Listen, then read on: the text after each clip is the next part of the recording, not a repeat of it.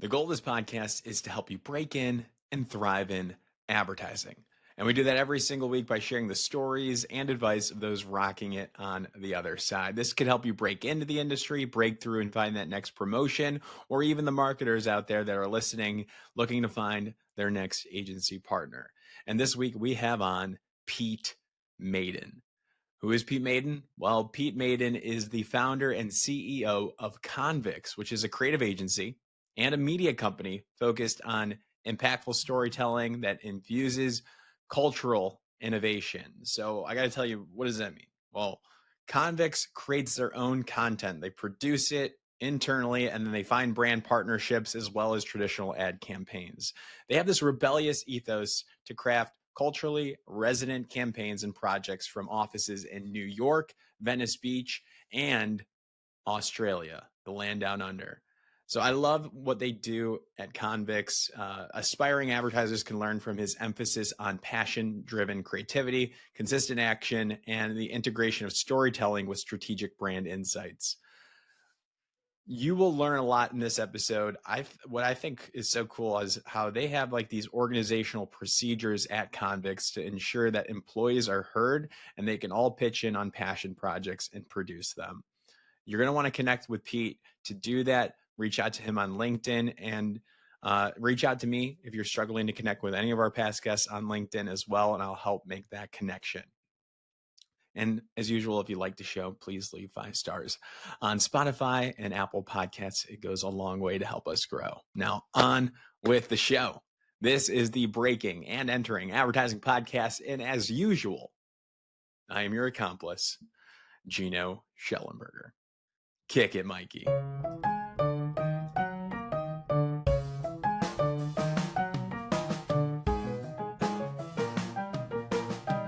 Are you tired of the endless struggle to find great strategy and account talent at no single individual? They've redefined freelance support with a team-based model that combines expert strategists and account people and hybrid teams ready to deliver when you need them most. Whether you're covering for family leave, scaling up for a pitch, or filling hiring gaps, no single individual's cohesive, custom curated teams integrate seamlessly with your agency, onboarded in days, not months.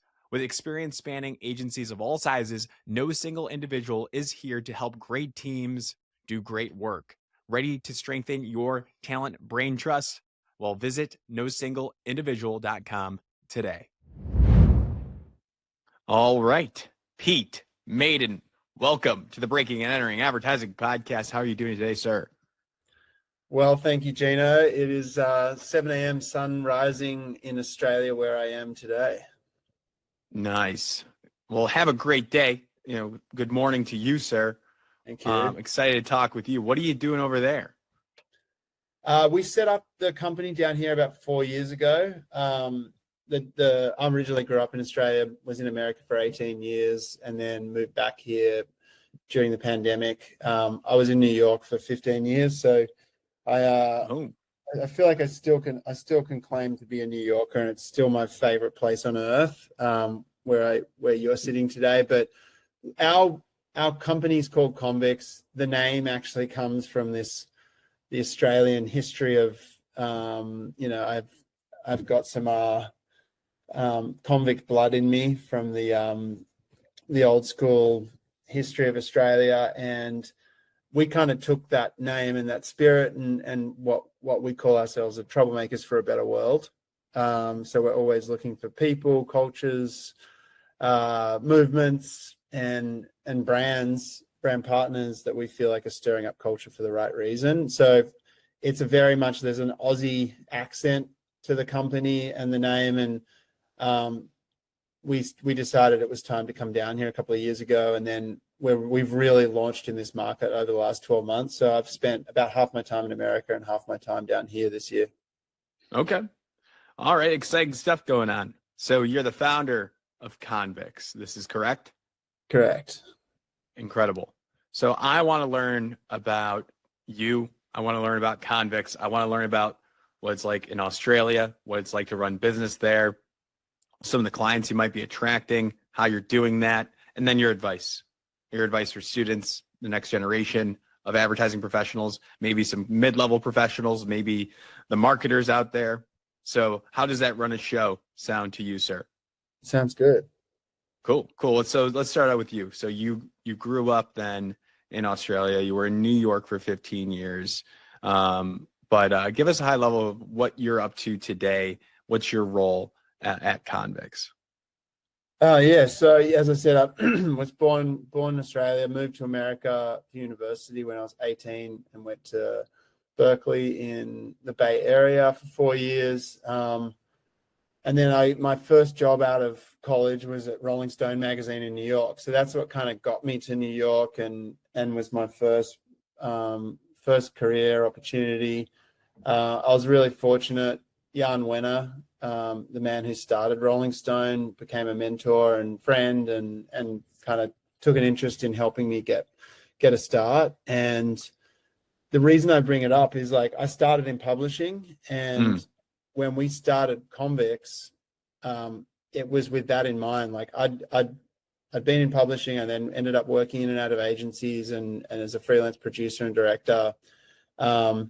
And then we decided to launch the company 10 years ago. And initially it was to be a voice in culture. You know, we didn't launch as an agency. We launched as a publisher and as a storytelling vehicle. And we wanted to say something, and we wanted to say it directly to audiences. So we've had a pitch meeting with the whole company for 10 years every week. And we pitch ideas for original stories that we believe in. And it's become the heartbeat of the company. Often we use it for client opportunities. You know, we often get a brief, or we hear a challenge from one of our brand partners, and we bring it to the team and say, like, hey guys, so-and-so is having an issue with their awareness right now in the US. How can we help them? And let's come up with some ideas. Let's show them how that we think. And so that started in New York 10 years ago. We've got an office in Los Angeles now, in Venice Beach. And Nice. then, as I said, I came down to Australia 4 years ago and have set up shop here. New York's still the headquarters. We're over in Williamsburg. And it's been a really fun journey. The past, my role specifically, as I said, it was, originally I was a producer and director. So was always making short form content, shooting, editing, the whole kit and caboodle was my thing at the start. And then as we progressed, I guess my role has transformed into what now is like the CEO title. And I've really tried to embrace it and enjoy it. It has meant less hands-on making. I thankfully rarely hold a camera anymore, because I'm not that good at it compared to our cinematographers and operators. Creatively, I still try and get really involved and make sure I see as much work as possible that's going out the door, and work really closely with Tom Law, my co-founder and our executive creative director. But I think from my job now is the business, and it's how to bring value to the company every day. Like, I kind of tell myself when I show up to work, like, how can I increase the value of our company today? And there's 3 buckets for me. It's like, we can either do better work with our agencies, more work, and grow the business as an agency, and then make sure that agency's functioning well. So, are we efficient? Are we on budget? Are we making margin? Are we delivering work and getting repeat business? Like, that's one bucket. The second one is our originals division. So that pitch meeting, we still produce original content and IP. So anything from a short form web series through to a feature documentary, we're constantly pumping out original content that we own and produce ourselves. And so therefore, like, there's a long-term value to that content. And then the third bucket is the brand, and how is the Convicts brand showing up on social, in PR, and that's obviously a marketing tool for both those verticals, revenue verticals. And we spend a lot of time on the brand and brand Convicts, and we feel like it's really important to why people would hire us over someone else, is that we've put 10 years of effort into growing an audience and building the brand. So I guess my role is sitting just kind of across those three things and trying to make sure everything's functioning well, attracting good talent, and making sure that we're, making good work and delivering it on budget and on time. Hey, sounds easy. Sounds like it's a breeze. Life is good. It's a challenge, but I love coming to work every day. Yeah. Of course. Got it. So highlights. What I've retained is you're the founder. You have 3 offices. Is this correct? New York, Venice Beach, and where you're at in Australia, which is what city, what area? Well, we've got 2 in Australia, actually. Cabarita Beach, where I am, we've got an office, and then we've got an office in Sydney. All right. I'll be there. I'll check that out. So we'll talk about that, maybe do some in-person content. But I also retain this, that you started with publishing in mind. And 10 years ago, you started this in mind, which is, I think today, it's easier for us to understand. Maybe 10 years ago, it'd be a little bit more complicated, this concept. But the fact that anybody can shoot content and create a podcast like I'm doing now, I think that's a little bit more accepted today. It's hard to pull off. And that's what I'm curious about. So you get your team together on stuff that you're passionate about. You have an ear to the ground of what your current clients or their issues are. So you bring your team together and create some sort of content, long form, short form, documentary, mini series. You do this to answer some of those questions or some solutions, or is it just for your own passion? Can you shed some light here on the process and how it works? For sure. I mean, it's both. We do it, first and foremost, we do it because it aligns with like the company purpose and vision, which it can't just be about making money and the capabilities. It's got to be more than that, in my opinion, to have good people work with us and stay with us. Some of the team's been with us for 10 years too. Like we've had some great longevity with our team members. It has got to be about the passion for the story. First and foremost, if that's not there, it's not going to get made well. And so when we have that pitch meeting, we say it every time. It's like, if you have a story you have to tell, you're compelled to tell it, come and pitch it to the team. And if we all believe in it and you, which we obviously do, is we'll go make it. We'll find a way to make this story. We fund a lot of that production ourselves. We'll find a partner to partner with on it. So I would say the story is first and foremost the most important thing. Like, what is the story that we passionately need to tell? And then, the actual making is bread and butter for us. Distribution, as you said, it could be a range of things. I think what's interesting about it, and it's funny you say like now it makes sense, is like obviously brands are publishers too, right? You're a publisher. And as brands need to publish an increased volume of content on a daily basis across all the social channels, like we still shoot TV commercials, love making a TV commercial because there's normally a great production budget attached, but we understand that brands need to make huge volume of content, and brands are publishers. Arguably publishing more content than traditional media companies. So for us, I think what we say and what we do is we don't live in a bubble. We are actively on the platforms. So every day that we're publishing and telling stories and understanding the algorithms and understanding the tone of culture and what's moving it should make us more effective for our clients. And it has proven to. Like we're not sitting in an office wondering what's happening. We're putting stuff out and being like, whoa, we did not think that was gonna go viral. Like in fact, actually, we did something with a podcast a couple of weeks ago that went incredibly well, and it was a surprise, I think, to some of us. It was like, oh, that's what's working on the algorithm right now. That's what TikTok wants. Let's make more of that. Let's make sure we're keep feeding that. Yeah. Okay, understood. Can you give me some other examples of successful projects that were pitched in that pitch meeting? You identified their passion from an internal employee. You went out and produced it. It was successful. Give us something here. We'll check it out too, but paint that picture for us. Yeah, for sure. I'll give you one that's more divisive. And it's like, maybe maybe it's deep as well, but gun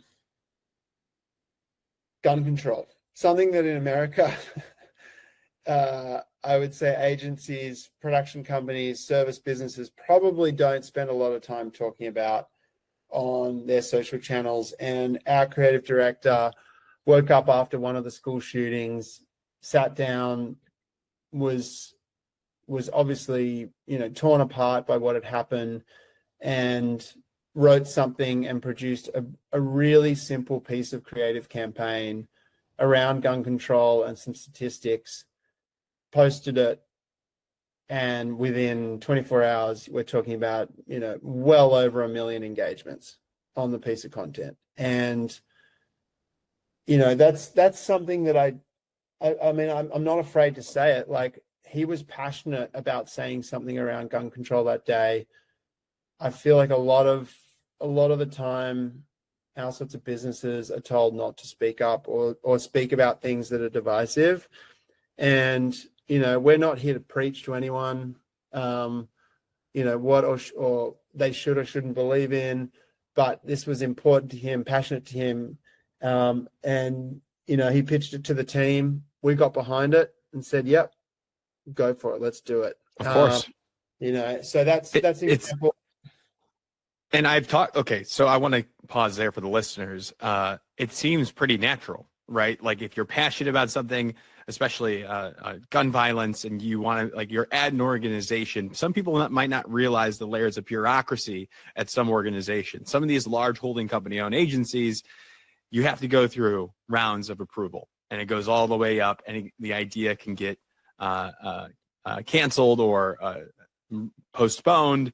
There's a lot of dead ends for these types of projects, and especially if there's companies based in other countries or wherever it might be, it could be a very difficult process. It seems natural, right? You're passionate. It's an obvious, it's a great mission to go for, but it's not that easy. So the fact that you guys did that is incredible, and it probably speaks to your company culture. It gets people fired up and excited and passionate and looking forward to work. And then it probably also trickles in to your clients, the people that you're working with. And you can take those sparks of ideas, and that spreads. So I love that you shared that. What's it called? Can we check that out? Is there an easy way to look that up? Yeah, I'll send you the link. It's just on our Instagram. It's a very simple graphic image campaign that's it was probably 12 months ago. So I'll send you a link to that. I mean, another good example, there was a wave of violence and racism towards the Asian American community in Los Angeles. We have a creative director we work with, Mike Kim, that came to pitch meeting and said, like, hey guys, we've got to tell some real stories. And I've got access to this community in Los Angeles where this is really, it's happening right now. We've got to move quickly. We've got to tell some stories. So we produced 4 or 5 short films with different community members of the Asian American community in Los Angeles. Very serious, deep, intimate, interviews, vulnerable moments. Published it cross channels, so across all our channels, and then all of the channels of the people themselves. And it had a massive audience. Again, we created a bespoke crew to make sure we represented the culture we were working with. But a simple and important idea that came from pitch meeting, we went and made it. No partners attached, no advertising attached. Put it out in the world, and it had a huge impact. And I think it's the comments themselves that I still see on YouTube. And I can send you this from our YouTube channel. Like, every day I get the alerts of comments of people saying, thank you so much for sharing that story. It's, and I think that those moments are as important or as satisfying for us as winning an award for a piece of advertising or cracking a piece of client work. Not more important on the day-to-day of what we're doing as a business, but I think, like, when it comes to, like, what we're about and what Convicts is about, that stuff's the stuff that really gets us out of bed in the morning. Absolutely. Wonderful then. Let's kick it back then. Just I want you to go real light here on understanding how you broke in to this business. At what point did you say to a young Pete, I want to make ads for a living? I want to, which maybe you never said that because you're more on the publisher, content creator side. But how did you, I guess, break into this stuff from Yeah, I Rolling mean, Stone? yeah. It's obviously started in publishing, as I said, and like Convicts started in that way. But halfway through our journey at Convicts, we've never made money from our publishing. We make money from client services, and I think clients come to us because they see that voice and culture. They want to work with Convicts because they've seen the work we've done. And I think when we are a business and we're very commercial about it. And I think advertising is another awesome creative forum to tell stories in a very short amount of time. And fortunately, with great production dollars attached. So our team, like, there's nothing we love more than an advertising brief and a campaign or a TV commercial opportunity, because there's like awesome production dollars attached. We love making beautiful work. It still always starts with a good story, right? That's the job of good advertising, is telling a good story, and then figuring out what the right format is for that. So I think like this year we've done more advertising than ever before. We just finished a campaign with Qantas Airlines in the US. That's now actually a global campaign. And Nice. it started as a traditional, TVC that we shot and edited. We brought influencers into it as talent. We wanted real Australian influencers in the commercial rather than actors. We ended up with a really cool launch event in the hangar in LA. And the campaign's performing really well, which is exciting. But that is like, it was a 360 traditional advertising campaign. And I would say our team focused on it, dedicated everything they had to it for the last 6 months. And so like the waking up and saying, I want to do advertising, I don't think that moment happened, but there's, this year our focus has been on that to some degree. And I would say everyone feels incredibly proud of it. And like, yeah, making ads is super fun. Yeah. Yeah, absolutely. There's challenges, right? And I'm sure you guys like that too. Everybody working there. So then, I guess with a brand, are you guys, are they briefing you on the full creative concept? Or are you more so on the production side later once the idea is already concepted? Can you run me through where you guys come in the process, or is it varied? No, it's varied. I think more as we've progressed and built more trust with our clients and better case studies, we're getting approached much earlier on in the funnel. So we do, we often still start with strategy before we've got to the concept or creative ideation. Ideally, that is the case. We're getting briefed really early by a brand on a problem or a challenge that they're having. I mentioned awareness earlier is one that this year has come up. And so we are thinking strategically about, what is happening in this vertical, what are the competitors doing, what's out there, what is important to this customer, what is our strategic insight that we can make sure that the creatives have in the back of their mind when they're thinking of ideas, so that this idea just isn't a good idea. It's attached very closely to that strategy. Right. So it makes sense. And then obviously we take it through production. But I would say the upper funnel stuff is incredibly important now. Even if it's not part of the brief, we'll include strategy on the way that we approach the work and the idea. Yeah. Because we always want to make sure it's connected back to the challenge at hand. And I just think the work's better. Also, I think that longevity is important to us. Like, repeat clients are important. And I think if we just one-offs feel like one-offs, if we can show our clients that we're really thinking about their business and strategically thinking about the why, not just the what, we've got a much better chance of continuing to work with them. Totally. Yeah, that makes a lot of sense. You get, feeding that strategy for the long term, keeps them happy. You give them better results. They'll want to keep working. I love it.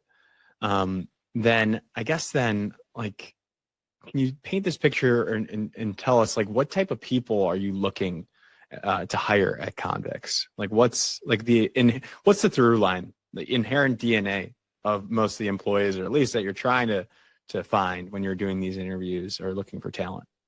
I feel like it's like people that want to have a little more freedom to think and make are the ones that are drawn to Convicts. Like we have hired a decent crew from traditional agencies recently, and I Mm-hmm. feel like part of the reason that they're excited to try and join us is they want to join a team, that nimble team, but they're most excited about having some freedom to make on the original front or participate on that. And we don't separate those two things. Like that pitch meeting isn't just for a publishing team, it's for the whole company. And I think, yeah, if I'm honest, that's we've all got a lot of work to do. The advertising and production business is incredibly demanding of time, effort, and energy. And so like the idea that you get a little bit of your day and week to focus on something that you're passionate about as well, alongside the client work, I think is what's bringing people to the table. I feel like I'm always looking for creative, thinkers. Like creativity we're a creativity shop, whether that's in production or it's a good idea or it's an event, like, in the end, creativity is at the source of it. And that needs to come to life through our account department. They need to think creatively about challenges and budgets and ways of doing things. So I would say it starts like, creativity is the most important layer to anyone we're looking to hire from a talent perspective. And I don't think that's just the creative department. I think it's across the company as a whole. There's got to be a culture of creativity, and we've got to support that. Yeah, I don't know if I answered that question very well. No, you did. I'm curious, have you operationalized from a business standpoint and running the show, have you figured out a way to actually dedicate time for employees to focus on their passion projects or those pitches, if that's the pitch that's sold? Like, do you build that into their timesheets? Do you resource around that? How do you operationalize this structure? I mean, yeah, we have. I mean, it's a constant challenge because priority-wise, client work takes priority because of deadlines. Of course. Or you might be out of business, of course. Or we'd be out, yeah, exactly. So I think that's certainly a frustration, and transparently, it's one of the biggest challenges we've had is managing to make sure we don't let the fire die down on those original projects. Operationally, though, we still have a pitch meeting in the calendar every week. It's been there for 10 years. We rarely miss it or skip it or watch it. So we always take the time to come together and be creative and it's a muscle that we've got to work. You've got to work that, or it's gonna die. We allocate resources to it. We've kept time cards to record time spent on it. Operationally and as a business, actually, some of these projects we do capitalize. So this isn't a marketing expense on the P&L. This is an investment in IP that has longevity. So yeah, if we're producing if an idea for a feature film or a feature series, and I've got a good one that hopefully we're launching next year, which was it started at a pitch meeting, and it's attached to climate change to some degree, but it's about a bunch of hipster dinosaurs at a music festival taking drugs is how it starts. Okay, nice. And I don't want to give too much away, but we have It's an animated series, adult series. It punches left and right, up, down. But we've put incredible resources into it over the last 2 years to develop it, and now we're out there trying to sell it right now to streamers. Nice. Operationally, we're capitalizing that time. That's an investment to an asset that we are now selling. So We are trying to operationalize it as much as possible and be smart about it. Definitely one of the biggest challenges we have is figuring out the balance between those two worlds, though. Yeah, I can imagine it's difficult because we're in a service business, and you have clients and you have to answer them, and sometimes that takes priority. So I get it, but the fact that you're taking the steps, you're thinking about it, you're talking about it, it's been working. That's incredible. So I applaud you on that. I want to ask you now, though, Pete, if you were breaking into this business today, you were 18, 21 years old, 22 years old, looking for your first job in advertising or in production, how would you go about it today? I would make something. Honestly, like I think with the tools available, whether that's AI or, the simplicity of Canva, building a deck, I would say, like, there's nothing better than seeing someone make something to catch it. Like, if there's even spec work for a brand, like, hey, I've got this idea for a Nike commercial, make it. Or make a version of it. Paint the pic. You only need one image for everyone to know what it could be as a TV commercial or as a campaign. I think there's the ability now, especially with generative AI, to bring something to life of course it's still just in concept form, but I would say, like, what we did and probably had a unrealistic belief in ourselves as makers and just wanting to start this company. We shot 100 short films in 100 days when we started, and we were working around the clock. We were telling stories about people we felt like were the troublemakers for a better world. But we just hit record. We cut stuff. If you look back at it now, you're like, oh, the color on that wasn't great, or that we could have shortened that down or tightened it, but we didn't not make it. And so I would still say, for anyone that anyone wants to enter the business, clearly you're obviously have some passion around telling a story or a brand or a campaign, or you want to write something, or you've got a strategic insight or thought around what a brand could do to become relevant again. I would say just do it, and figure out a way to get it in front of someone that knows someone and be like, look, like, I'm thinking about your company before, I'm even working for it. I've got ideas. Like, that sort of initiative to me is like, it's a no-brainer. Of course, we're going to hire the person that's already thinking about our company. Totally. So that would be my advice. Yeah. I love that. There's no excuse today with the technology. It's cheap. I feel like the software is out there, generative AI. You can do so much, even if you have an idea. I feel like it's also a blessing and a curse today. If you have a creative idea, now you must make it in some way, or at least try. So we're kind of blessed and cursed with that, but it's also really exciting. And I think, like, just act on those ideas. Like, don't let them just be ideas. If you write them down, go create them that day. Don't wait.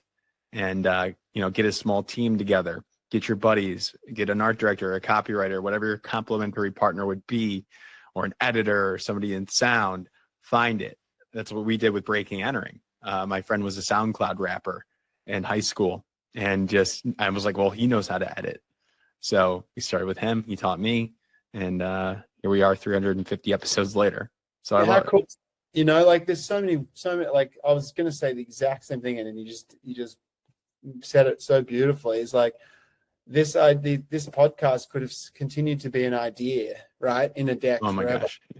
Yeah. And you just did it. And now, as you just said, you're 350 episodes later, and you've built something, and you've built a brand, and wouldn't have started if you didn't hit record, right? I almost deleted it the first night because I was nervous, like the industry was going to be mad at me, or I felt like an imposter. But it was like a really good decision not to do that. But I was close. Yeah. But Awesome. I guess then, like, what advice would you have for that, for like imposter syndrome? Like, obviously you're a pro, you've been doing this, you're good at it. But for somebody that's listening, that's just starting out, and they're not, their craft might not be as evolved. What do you say to them? Yeah, I mean, like, there are always going to be the haters. And you try really hard, even with, like, some of the purpose stuff I've mentioned, the original stuff, like, we've put stuff out there, and people will find a reason to tell you why you did it wrongly or could have done it differently. And you're like, the intention of the work is to do something really good here. Like, I think you've got to do it. Firstly, you've got to put it out there. Don't delete it, and then Yep. do it again. And I think, like, the most important thing you can do is be consistent. And if you continue to show up and continue to do it, there'll be enough work and you'll get some wrong for sure, right? Like, you're not going to get it right every time, but, like, you continue to show up and do it over and over again. Now, I mean, we've been doing this for a decade. We've got this, like, there's a story there that, like, this isn't one-offs. These aren't PR attempts, or, like, it's real. It's a considerate, real effort to be troublemakers for a better world, in our sake. And, like, you're not going to be an imposter if you keep doing it, because That's right. You'll develop a style, a look, a feel. You'll get better. Yeah, certainly don't do it as a one-off. Just keep at it. And I feel like that imposter thing, like, no one can tell you're an imposter if you've consistently hung in there and stayed stuck with your guns for as long as possible. Love it, Pete. How can people reach out to you if they want to work with you, work for you? Email me at pete@convicts.nyc. Is the best. Email me directly. Always up for work. There's another email address, work@convicts.nyc, that goes to the new business team. But we're open for business, and I would, happy to hear from anyone directly and figure out how to point you in the right direction. Wonderful, Pete. Great episode. Thank you so much for taking the time, sharing the stories, all the advice. And I'm looking forward to seeing some of the work that you guys publish in the near future. Let me know when that's out. Maybe we'll give you guys a shout out, a little article. Awesome. Come back on, share the love. So we really appreciate it. Thanks, Gina. All right, man. Take care.